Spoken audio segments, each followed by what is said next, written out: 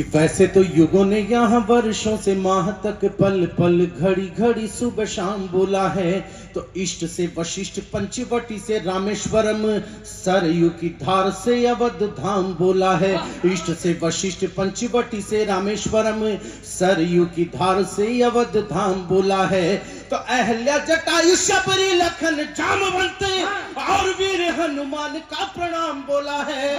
किंतु 5 सदियों के बाद राम जी ने आके भारत मैया को आज राम राम बोला है। किंतु 5 सदियों के बाद राम जी ने आके भारत मैया को आज राम राम बोला है। भारत मैया को आज राम राम बोला है। एक आवाज उठती है कि सनातन जो है वो डेंगू है, मलेरिया है। मैं केवल 4 पंक्तियां बोल रहा हूं, नाम किसी का नहीं ले रहा, लेकिन इन लोगों की मेरी नजर में क्या औकात है ये बताना चाहता हूं आपको। जी भैया। सनातन को डेंगू मलेरिया कहने वाले लोग इस देश में हैं और लोगों के नायक हैं। तब जाकर निवेदन करना चाहता हूं, पंक्तियां पढ़ना चाहता हूं, आपके बीच सुन लीजिएगा कि जिनकी बयानबाजियां बदलती है रोज उनकी औकात चद्दरों से ज्यादा नहीं है। कि जिनकी बयानबाजियां बदलती है रोज उनकी औकात चद्दरों से ज्यादा नहीं है। तो पर्वतों पे भी सवाल वो उठा रहे हैं यहाँ, जिनकी औकात कंकरों से ज्यादा नहीं है। पर्वतों पे भी आभार मेरे किशनगढ़, ये किशनगढ़ है, ये किशनगढ़ है। यहाँ की गुंदोला झील के अंदर जितनी लहरें हैं, कविता की उतनी ही लहरें आज की रात इस मैदान में उठेगी, ये दावा मैं कर रहा हूँ। निवेदन करना चाहता हूँ आपके बीच कि पर्वतों पे भी सवाल वो उठा रहे हैं यहाँ, जिनकी औकात कंकरों से ज्यादा नहीं है। तो कभी यहाँ कभी वहाँ जो उछलते रहे हैं, इनकी औकात बंदरों से ज्यादा नहीं है। और सनातन को डेंगू मलेरिया वो कहते हैं, जिनकी औकात मच्छरों से ज्यादा नहीं है। जिनकी औकात मच्छरों से ज्यादा नहीं है, जिनकी औकात मच्छरों से ज्यादा नहीं है। तालियों की उम्मीद ज्यादा की है। 4 पंक्तियां पढ़ता हूं, या तो जो बजा रहे हैं आप वो रहने दीजिएगा या फिर मेरा मन बना दीजिएगा। मैं 4 पंक्तियां निवेदन करना चाहता हूं। कृष्ण को 100 गालियां दी शिशुपाल ने और उसके बाद क्या हुआ पूरा देश जानता है, पूरा सनातन वांग्मय जानता है, मेरा पूरा धर्म जानता है। तब निवेदन करना चाहता हूं आपके बीच कि 100 सवालों का यहाँ पे एक ही जवाब होगा, उसको भी लाजवाब कर दिया जाएगा। 100 सवालों का यहाँ पे एक ही जवाब होगा, उसको भी लाजवाब कर दिया जाएगा। तो रोज नारेबाजियों के पक्षधर नहीं हम, वक्त पर इंकलाब कर दिया जाएगा। लोग नारे आभार मेरे दोस्त। लेकिन चौथी पंक्ति में तो मैं सोचता हूं कि जिसके अंदर प्राणस्मिता शेष है, जिसमें हिंदुस्तान धड़कता होगा, वो अपने आप आसमान में हाथ उठाकर मुझे आशीर्वाद दे देगा। निवेदन करना चाहता हूं कि रोज नारेबाजियों के पक्षधर नहीं हम, वक्त पर इंकलाब कर दिया जाएगा। तो जो भी अच्छे वक्त को खराब करने में लगे, वक्त उनका खराब कर दिया जाएगा, वक्त उनका खराब कर दिया जाएगा। और अभी तो केवल 1-2 ही गाली दी गई है, 100 हो जाने दो हिसाब कर दिया जाएगा। 100 हो जाने दो। जरा आसमान में हाथ उठाकर देर तक तालियों की गड़गड़ाहट मेरे राष्ट्रभक्त श्रोताओं की चाहता हूँ। काशी के अंदर खुदाई हुई, मेरे हुजूर काशी में खुदाई हुई और वहां से शिवलिंग निकला, जिस पर शिवलिंग निकलता है। मैं घाट पर किसी सम्मेलन में था, कुछ पत्रकार आए और आकर मुझसे पूछा कि अशोक चारण ये शिवलिंग है, आप मानते हैं कि ये शिवलिंग है? मैंने कहा कि साहब हम तो शिवलिंग ही मानते हैं। उन्होंने जो सवाल किया वो बड़ा पेचीदा था। उन्होंने कहा कि अगर ये शिवलिंग है तो ये अब क्यों निकला है? सच्ची घटना बता रहा हूं आपको। मैंने कहा कि देखिए महादेव की कृपा रही तो कवि हूं, कविता में जवाब दूंगा, शाम को घाट पर चले आइएगा। 4 पंक्तियों में एक उत्तर दिया और मेरा दावा है इस उत्तर पर, उत्तर से लेकर दक्षिण तक और पूर्व से लेकर पश्चिम तक सारी दिशाएं गुंजायमान आपकी तालियों से हो जाएगी। मैं 4 पंक्तियां बोलता हूं कि यह शिवलिंग अब क्यों निकला है कि युगों पूर्व दंभ का जो स्तंभ देश में बना था, ऐसे अब लंब को उखाड़ कर आ गए। कि युगों पूर्व दंभ का जो स्तंभ देश में बना था, ऐसे अब लंब को उखाड़ कर आ गए। खुद को महान मान अपमान करते थे, ऐसे अभिमान को उजाड़ कर आ गए। तो उजली सी राह को जो चाह कर सकते थे, उनको जटाओं से पछाड़ कर आ गए। तो राम जी के मंदिर का निर्माण देखने को महादेव धरती को फाड़ कर आ गए। ज्यादा उम्मीद है आप लोगों से। क्या बात है, वाह। कि राम जी के मंदिर का निर्माण देखने को महादेव धरती को फाड़ के आ गए। वाह वाह वाह वाह वाह, भाई जिंदाबाद हो भैया। बहुत बहुत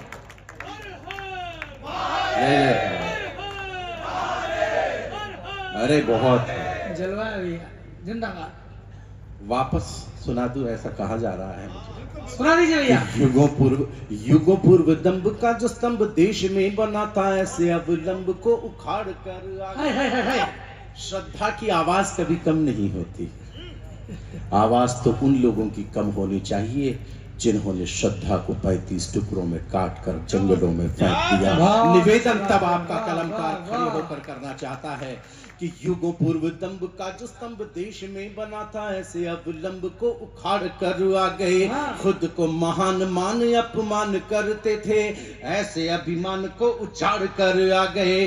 तो उजली सी राह को जो चाह कर सकते थे, उनको जटाओं से पछाड़ कर आ गए।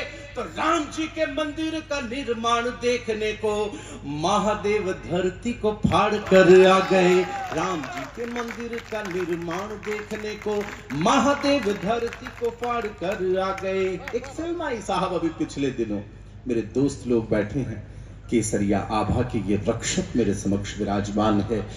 ये रंग दीपिका पादुकोण ने पहना, उसके अंतर वस्त्र पहने और फिल्म के अंदर गाना बजा कि ये बेशर्म रंग। अरे साहब, अगर ये भगवा, अगर ये केसरिया बेशर्म रंग है, तो ये प्राची से उदय होते हुए सूर्य के रंग को बेशर्म कहने की हिम्मत कर लिया आपने। अगर ये बेशर्म रंग है, तो हमारे संतों के तन पर जो आवरण है, आपको उसने गाली दे दी। अगर ये बेशर्म रंग है, तो हिंदी कविता तुमको केवल ये कहना चाहती है कि ये रंग बेशर्म नहीं है, ये शर्म का रंग नहीं है। ये क्या है? वो रंग यहाँ पर बरसा दूं तो फिर मुझे बताइएगा। निवेदन करना चाहता हूँ कि ऋग्वेद सामवेद यही तो यजुर्वेद, यही अर्थवान सा अथर्व वाला रंग है। कि ऋग्वेद सामवेद यही तो यजुर्वेद, यही अर्थवान सा अथर्व वाला रंग है। तो सूरज हो संत या अनंत शून्य ब्रह्म पंथ, सर्व तत्व में समाया सर्व वाला रंग है। सर्व तत्व में समाया सर्व वाला रंग है। तो होली हो दिवाली या कि राम कृष्ण का जन्म, शक्ति की आराधना के पर्व वाला रंग है। तो बॉलीवुड के दलालों को जाकर कह देना, शर्म वाला नहीं यह गर्व वाला रंग है। शर्म वाला नहीं यह गर्व वाला रंग है। शर्म वाला नहीं यह गर्व वाला रंग है। एक यूनिवर्सिटी है दिल्ली में, वहां पर विवेकानंद की मूर्ति बनी और उन बदतमीज लड़कों ने उस मूर्ति को तोड़ दिया और वो समझे कि विवेकानंद के आदर्श समाप्त हो गए हैं। मैडम, आपसे बहुत रिक्वेस्ट कर रहा हूं मैं, आप कृपया बातचीत ना करें। आप सुने ना, वो एक अलग बात है, लेकिन बहुत विनय पूर्वक प्रार्थना है, क्योंकि हम संख्या में कम है, आप बोलती हैं तो आवाज आती है। सुना रहा हूं, सुनिएगा। निवेदन आप लोगों के बीच ये कर रहा हूं मैं। और देखिए, महिलाएं जब तक बहुत ज्यादा नहीं बोले तब तक हमें यकीन नहीं होता कि वो महिलाएं हैं। तो एक बात बताइए आप कि हमें यकीन हो चुका है कि आप मातृशक्ति हैं। तो मैं निवेदन कर रहा हूं, जब विवेकानंद की मूर्ति को आदरणीय बहन जी वहां पर तोड़ा गया और उन लोगों ने माना कि एक मूर्ति को तोड़कर उन्होंने विवेकानंद को खत्म कर दिया, मुझे गर्व हासिल है कि एक लंबे समय तक अखिल भारतीय विद्यार्थी परिषद का कार्यकर्ता मैं भी रहा हूं और बहुत हौसले के साथ यहां पर खड़े होकर किशनगढ़ के अंदर ये कह देना चाहता हूं कि मेरा हीरो वो नहीं है जो किरण को बोलते वक्त 3 बार हकलाता है। मेरा हीरो वाह, वो भी वाह। नहीं है जो किसी समंदर के तटबंध पर खड़ा होकर किसी अदनंगी लड़की के साथ ठुमके लगाता हुआ नजर आता है। मेरे हीरो ये रोड साइड पोस्टर्स पर छपे हुए जुबां केसरी का प्रचार करने वाले दोगले भी नहीं है। निवेदन करना चाहता हूं, मेरा हीरो तो आज भी वो विवेकानंद है जो शिकागो विश्व धर्म सम्मेलन में खड़े होकर वाह वाह वाह वाह वाह। कि प्रिय अमेरिका वासी भाइयों और बहनों, स्वामी जी अपना भाषण जब दे रहे थे तो एक खूबसूरत भाषण दे रहे थे और भाषण देकर उस भवन से निकले शिकागो से खूबसूरत सी अंग्रेज लड़की आई और आकर कहा कि आप जैसा तेजस्वी पुत्र प्राप्त करना चाहती हूँ, मुझसे विवाह कर लीजिए। हिंदुस्तान के संस्कार पर जितने लोग बैठे हैं शायद उनके हाथ खड़े हो जाएं जब कहा गया कि मुझसे विवाह कर लीजिए, आप जैसा पुत्र चाहती हूँ। तो स्वामी जी ने अपने हाथ जोड़े और कहा कि माँ तो मुझे ही अपना बेटा क्यों नहीं मान लेती। वाह वाह वाह। जय। ये भारतवर्ष है और हिंदुस्तान के संस्कारों की बात करते हैं लोग बात करते हैं कि हिंदुस्तान के संस्कार समाप्त हो जाएंगे। ये संस्कृति क्या है? क्या बात है भैया? निवेदन करना चाहता हूं आपके बीच, प्रभु श्री राम और लक्ष्मण खोई हुई सीता मैया को जब वन वन में संभाल रहे थे, जंगल जंगल घूम रहे थे, प्रभु श्री राम को माँ सीता के कान का झुमका मिलता है। उठाते हैं और लखन लला से पूछते हैं कि लखन देखो तो मैं तो बेसुध हूँ, क्या ये तुम्हारी भाभी के कान का झुमका है? तो लखन ने कहा भ्राता श्री क्षमा कीजिए, मैंने तो भाभी माँ को कभी पांव के अंगूठे से ऊपर नहीं देखा, मैं क्या जानूं कि ये भाभी के कान का झुमका है। ये हिंदुस्तान का संस्कार है। लेकिन वहां पर जब विवेकानंद को खत्म करने की सोचते हैं तो 4 पंक्तियां पढ़ता हूं, निवेदन कर रहा हूं कि इन आदर्शों के लिए आशीर्वाद दीजिएगा। मैं पंक्तियां पढ़ना चाहता हूं कि विवादों की धारा में आवारा बन बहते हो, धारा को संभाल ले वो कूल भी नहीं हो तुम। किनारा कि विवादों की धारा में आवारा बन बहते हो, धारा को संभाल ले वो कूल भी नहीं हो तुम। खुद को त्रिशूल बस खुद मानते ही रहो, सच यह टूटा हुआ शूल भी नहीं हो तुम। तो जाने किस मद वाली गंध में भरे हुए हो, भारती की बगिया के फूल भी नहीं हो तुम। तो मूर्ति को तोड़कर इतराने वालों सुनो, स्वामी जी की जूतियों की धूल भी नहीं हो तुम। स्वामी जी की जूतियों की धूल भी नहीं। तालियां कब रह गई आसमान में? क्या बात है भैया? रघुकुल वाली रीत भरे संदेश आपका स्वागत है। कविताओं को भूमिका की कोई आवश्यकता नहीं है। किशनगढ़ में बस शुरू कर रहा हूं कि रघुकुल वाली रीत भरे संदेश आपका स्वागत है। और स्वागत जितना भव्य हो जाएगा कविता उतनी भव्य हो जाएगी, ये कहना चाहता हूं। स्वागत केवल मैं और कविता नहीं, स्वागत आज पूरा किशनगढ़ करेगा। और किसका करेगा ये तो अपने आप पता चल जाएगा कि रघुकुल वाली रीत भरे संदेश आपका स्वागत है। वनवासी प्रण निभा गए परिवेश आपका स्वागत है। वनवासी प्रण निभा गए परिवेश आपका स्वागत है। हनुमान के प्राणों की तस्वीर आपका स्वागत है। हे मानव रूपी गंगा के नीर आपका स्वागत है।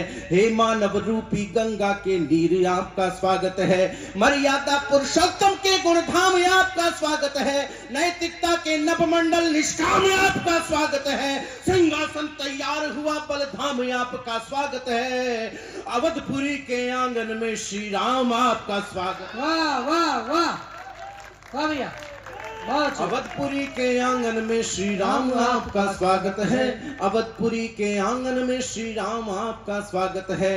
निर्णय था कि खुद के घर से राम निकाले जाएंगे। 500 साल का दर्द है साहब, आपका है, मेरा है, जो व्यक्ति बैठा है उस व्यक्ति का दर्द है।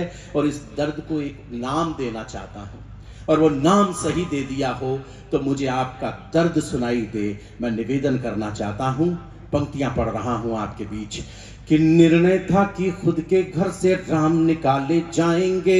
निर्णय था कि इज्जत के अवशेष उछाले जाएंगे। पूरा मंदिर तरस रहा था नींवों की निर्भरता को। पूरा मंदिर तरस रहा था नींवों की निर्भरता को। टूटा मंदिर देख रहा था बाबर की बर्बरता को, टूटा मंदिर देख रहा था बाबर की बर्बरता को। सूरज पर छाया काला इतिहास कहूंगा माफ करो, सूरज पर छाया काला इतिहास कहूंगा माफ करो। मैं निर्वासित भावों का संतोष कहूंगा माफ करो। लगे 500 साल राम को अपने ही घर आने में, मैं इसको दूजा वनवास कहूंगा मुझको माफ करो। मैं इसको दूजा वनवास कहूंगा मुझको माफ करो। मैं इसको दूजा वनवास कहूंगा मुझको माफ करो। जो अति बुद्धिजीवी निज कल्पना लोक में रहते थे, जो अति बुद्धिजीवी निज कल्पना लोक में रहते थे, जितने दिए वहां पर जले, मैं उन दियों का प्रकाश आपकी तालियों के रूप में अनुभूत करना चाहता हूं, अनुभव करना चाहता हूं, महसूस करना चाहता हूं जी। पढ़ रहा हूं और दावा है यह राष्ट्रोत्सव जो है यह राष्ट्र महोत्सव में तब्दील हो जाएगा। मैं निवेदन आप लोगों के बीच कर रहा हूं, सुन लीजिएगा।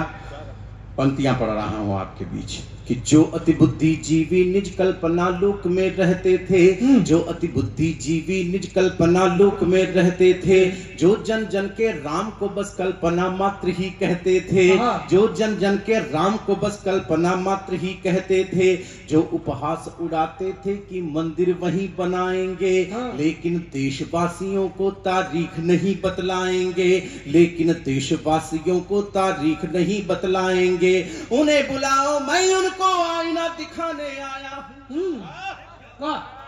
उन्हें बुलाओ, मैं उनको आईना दिखाने आया हूँ। सारे हाथ देर तक तालियों की गड़गड़ाहट करें अगर मन की पंक्ति हो गई हो तो। उन्हें बुलाओ, मैं उनको आईना दिखाने आया हूँ।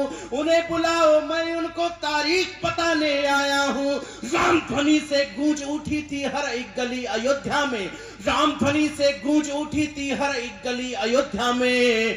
इस 22 जनवरी को थी दीपावली अयोध्या में।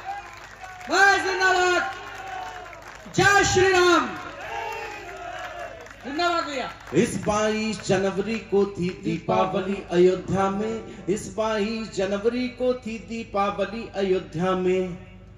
पहले तो कहा कि हमको बुलाया नहीं, और उसके बाद जब बुला लिया तो वे गए नहीं, और उसके बाद में ये कहा कि हम खुद नहीं गए।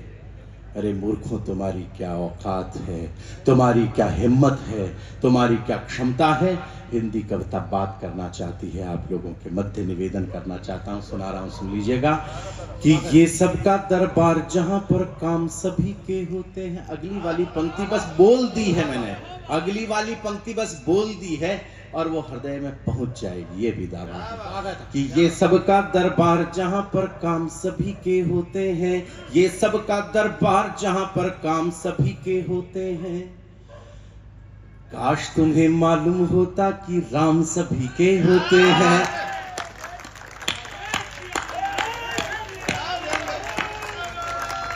काश तुम्हें मालूम होता कि राम सभी के होते हैं। काश तुम्हें मालूम होता कि राम सभी के होते हैं, तो फिर तुम आमंत्रण का अपमान नहीं कर सकते थे, तो फिर तुम आमंत्रण का अपमान नहीं कर सकते थे।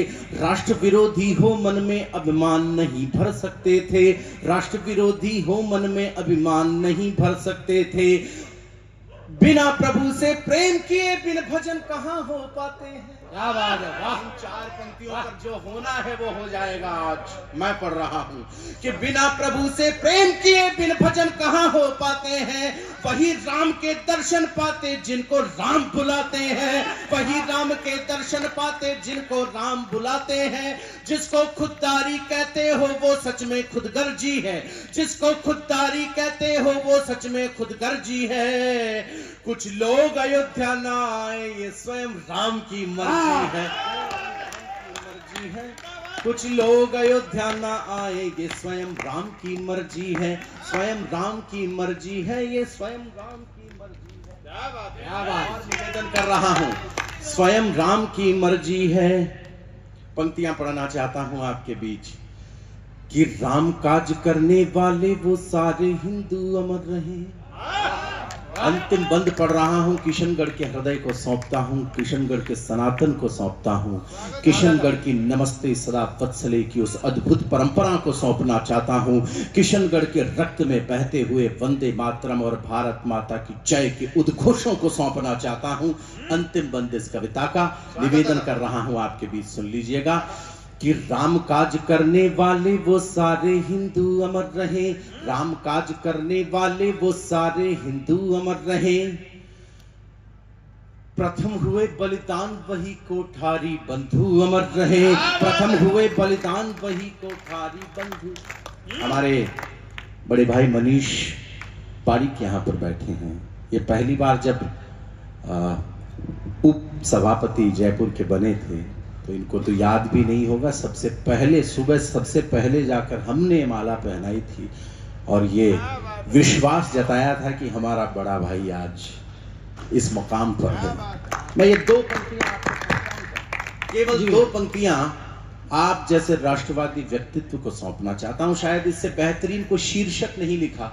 मुझे अखबार के जो मेरे साथीगण हैं वो आए थे, मुझे पूछ रहे थे कि भाई साहब आज की हेडलाइन क्या है, तो मन करे तो ये हेडलाइन छाप दीजिएगा, बाकी इससे बेहतरीन हो तो वो छापिएगा। मैं निवेदन करना चाहता हूं आपके बीच कि राम काज करने वाले वो सारे हिंदू अमर रहे, प्रथम हुए बलिदान वही कोठारी बंधु अमर रहे, कदम बढ़ाने वालों को जो जोश बढ़ाने वालों को।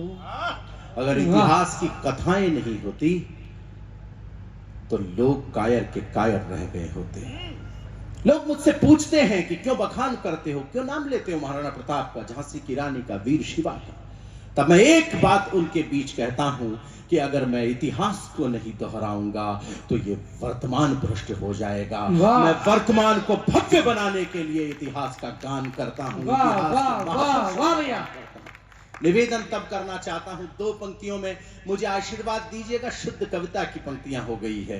प्रथम हुए बलिदान वही कोठारी बंधु अमर रहे, कदम बढ़ाने वालों पूजो जोश बढ़ाने वालों को, कदम बढ़ाने वालों पूजो जोश बढ़ाने वालों को, कदम बढ़ाने वालों पूजो जोश बढ़ाने वालों को,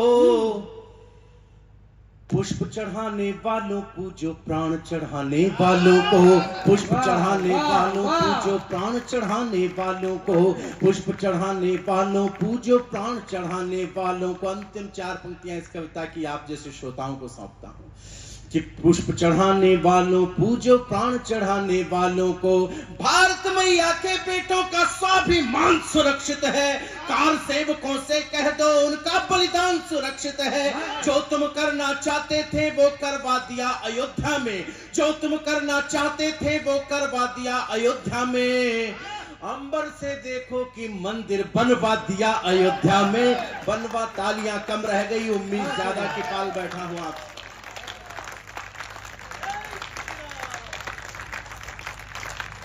मंदिर बनवा दिया अयोध्या में, बहुत अद्भुत हो गया।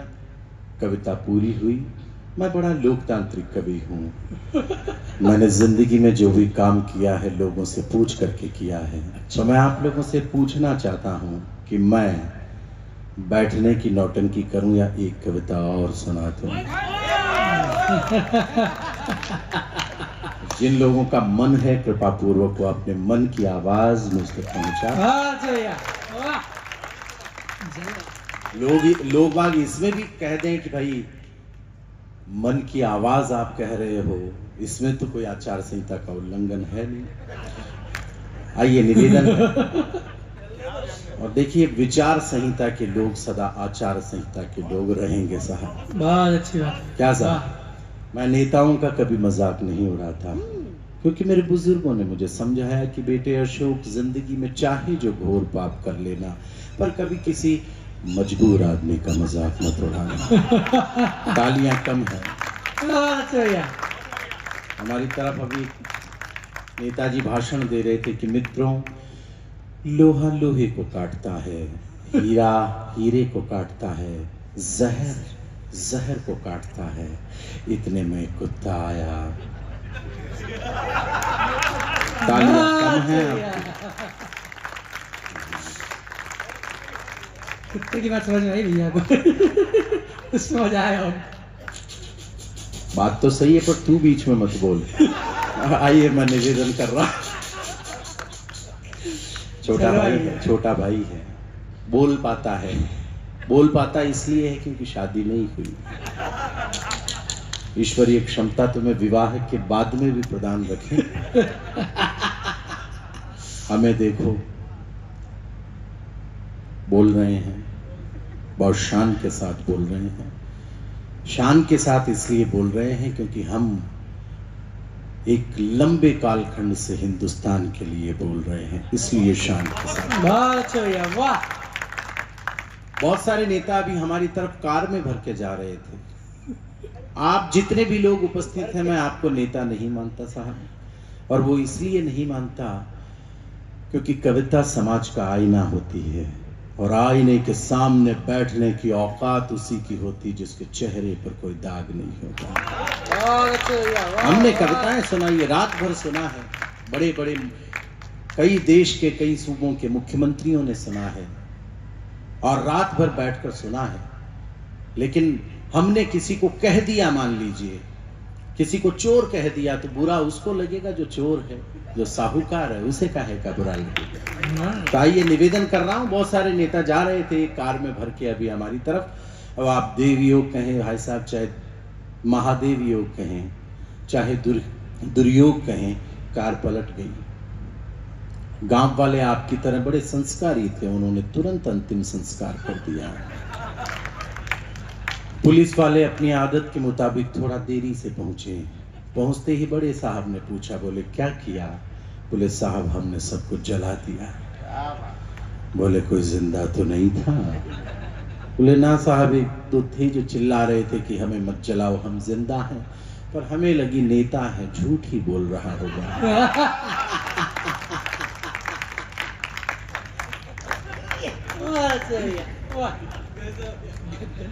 कोटा की तरफ अभी एक नेताजी आए थे, मैं नाम नहीं लूंगा। देखिए आचार संहिता क्या होती है, वो समझ गए। क्योंकि अगले आदमी ने जब कह दिया है कि कोटा की तरफ आए थे, तो अब अपने को तो केवल कोटा ही बोलना रह गया।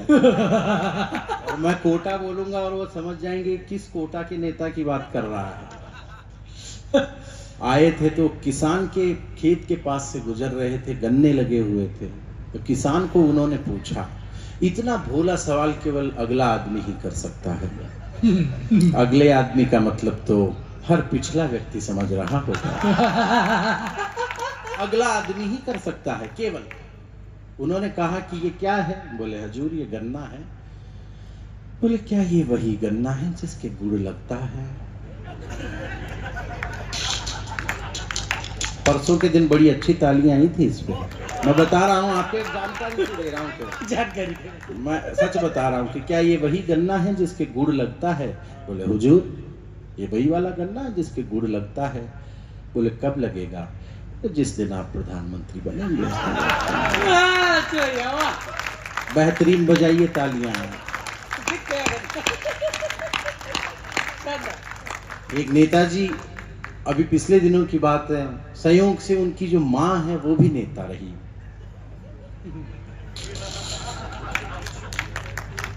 देखो आप नई चीज सुनो। तो वो कहीं पर एक आध जगह हो सकता है उनकी सरकार उस वक्त रहा करती थी, तो वो चली गई वहां पर किसानों को मुआवजा देने के लिए। तो किसानों को जब वो मुआवजा दे रही थी तो किसान ने उनको पूछा कि आप क्या कर रही हैं मैडम? बोले कि ये तुम्हें मुआवजा दिया जा रहा है। बोले कि ये किस चीज का?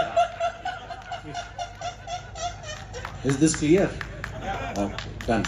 तो क्या हुआ कि ये किस चीज का मुआवजा? बोले कि आपकी फसल खराब हो गई, ये उस चीज का मुआवजा दिया जा रहा है। 4-5 किसानों ने मिलकर 100-500 रुपए इकट्ठे किए और ले जाकर उनको दिए। बोले लीजिए। बोले क्या? तो बोले आपकी भी खराब हो गई।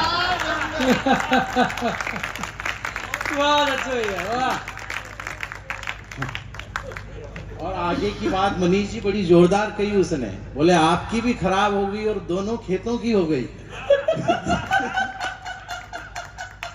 ये नया है। है ना, रबी की भी खराब हो गई और खरीफ की भी खराब हो गई। एक बार तालियां बजाइए। छोटी सी बात तदुपरांत आपसे विदाई।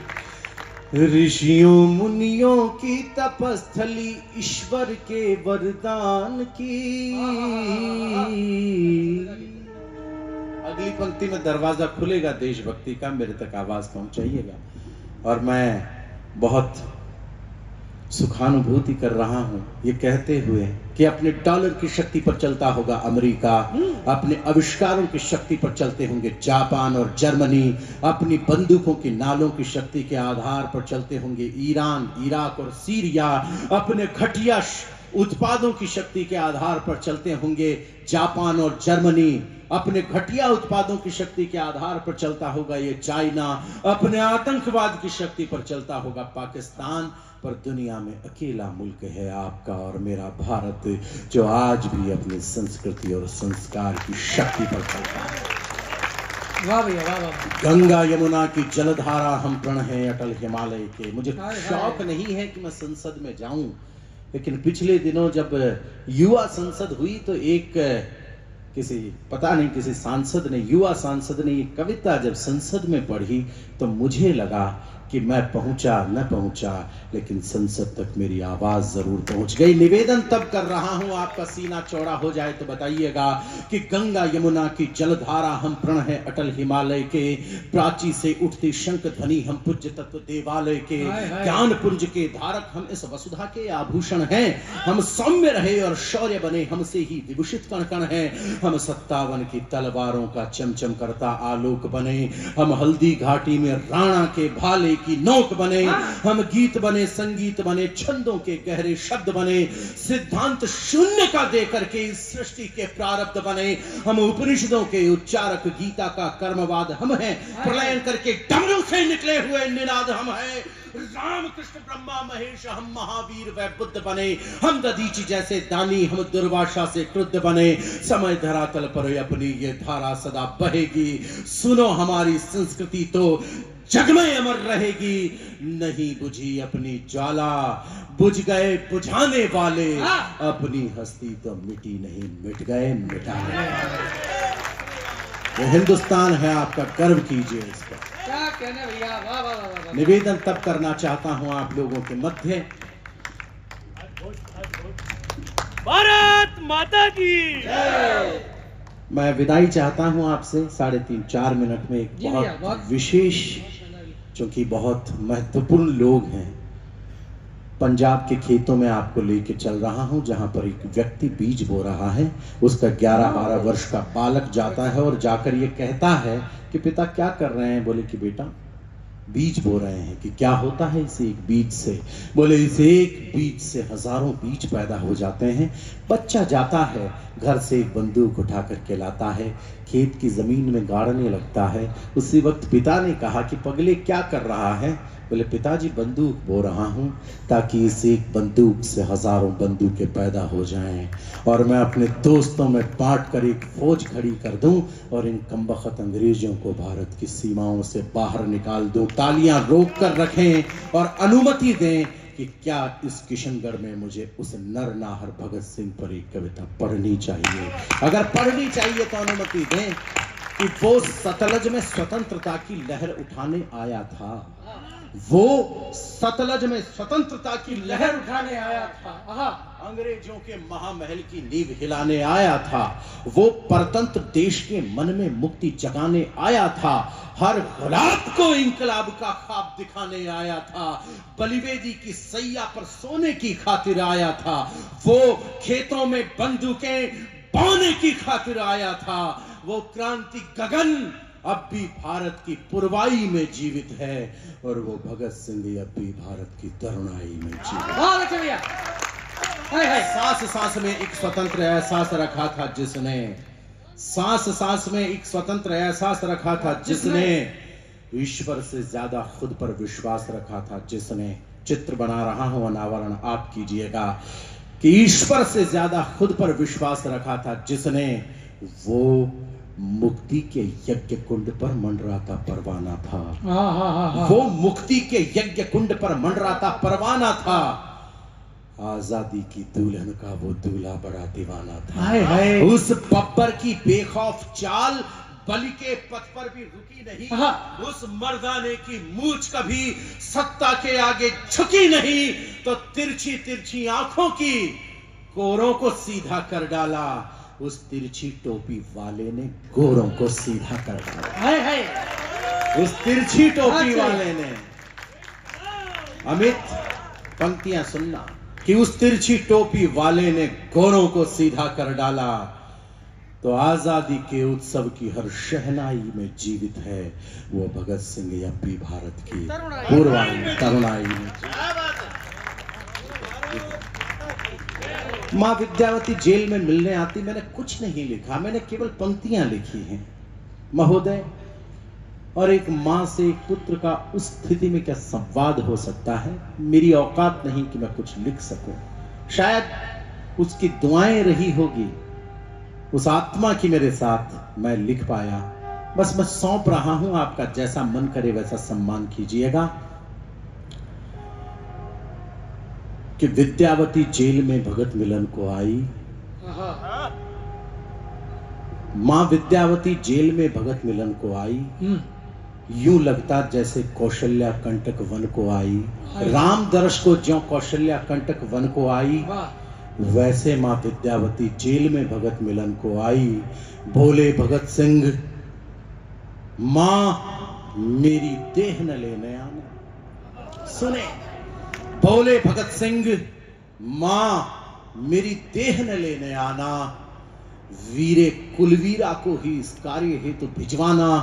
मैं आदेश तुम्हें दूंगा, इतना मुझको अधिकार नहीं, पर मेरी लाश पर मां तेरा रोना मुझको स्वीकार नहीं। तो कंठों में रंग बसंती वाली राग न ठंडी हो जाए। तेरे आंसू से आजादी की आग न ठंडी हो जाए। अरे लोग कहेंगे अपने संयम को कैसे खो सकती है ये रोने वाली भगत सिंह की मां कैसे हो सकती है? क्या कहने भैया, जिंदाबाद भैया, वाह वाह वाह। ये रोने वाली भगत सिंह की मां कैसे हो सकती है?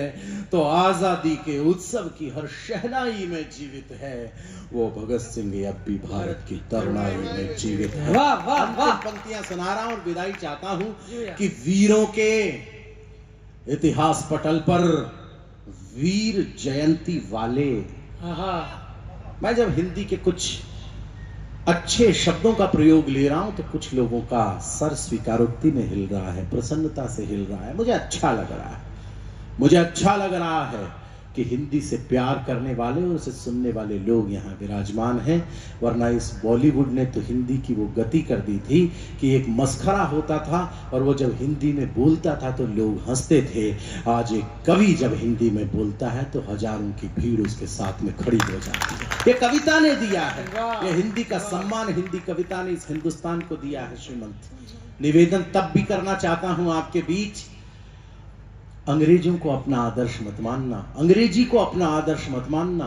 क्योंकि बहुत पढ़े लिखे मेरे दोस्त युवा ये जो बैठे हैं, मैं आपको भी कहना चाहता हूं इसलिए मत मानना क्योंकि अंग्रेजी के सिर्फ दो एक्सेंट है, एक ब्रिटिश और दूसरा अमेरिकन। किसी 5-7 स्टार के अंदर चले जाइएगा आप, वहां पर जो हिंदुस्तान का जो सर्वेंट होगा हमारा, वो आपको ब्रिटिश और अमेरिकन एक्सेंट में बात करके आपको बता देगा। बहुत गोरों से भी, अंग्रेजों से अच्छी अंग्रेजी हिंदुस्तान का बच्चा लड़का आपको किसी होटल में किसी बड़े कॉरपोरेशन में बोलकर बता देगा। लेकिन आज दिन तक किसी गोरे की इतनी औकात नहीं हुई कि मेरी मां हिंदी के शब्दों का सही उच्चारण करके बता दे।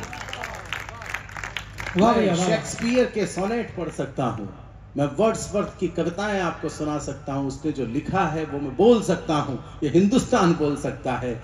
लेकिन आज दिन तक किसी अंग्रेज के कंठों में वो तासीर नहीं रही कि मां गीता के एक श्लोक का उच्चारण करके मुझे बता दे। निवेदन तब करना चाहता हूं, कमजोरों को अपना आदर्श मत मानिए। अंतिम बंद आपसे विदाई चाहता हूं कि वीरों के इतिहास पटल पर वीर जयंती वाले और इंकलाब के उद्घोषक और रंग बसंती वाले, पंच नदी के तटबंधों के नगर पुकारे तुझको, दीवाने करतार सिंह के गदर पुकारे तुझको, हरे भरे खेतों में बैठा सावन तुझे पुकारे, सेज पर बैठी आजादी की दुल्हन तुझे पुकारे, सेज पर बैठी आजादी की दुल्हन तुझे पुकारे। तुझको रावी सतलज झेलम ब्यास चिनाब पुकारे, तुझको रावी सतलज झेलम ब्यास चिनाब पुकारे। लोहिड़ी और बैसाखी वाला वो पंजाब पुकारे, ओंगारे तुझे पुकारे गर्म रक्त के धारे, लुटी वीरता तुझे पुकारे फिरती द्वारे द्वारे। वंदे मातरम गीत पुकारे जनगण तुझे पुकारे, और भारत की चंदन मिट्टी का कण कण तुझे पुकारे, भारत की चंदन मिट्टी का कण कण तुझे पुकारे। विदाई इन दो पंक्तियों पर कुछ संकेत समझते हुए दीजिएगा कि भारत की चंदन मिट्टी का कण कण तुझे पुकारे, और फोटो नहीं छपा तो क्या, पाई पाई पर जीवित है। फोटो नहीं छपा तो क्या, पाई पाई पर जीवित है। वो भगत सिंह अब भी भारत की तरुणाई। वंदन, आभार।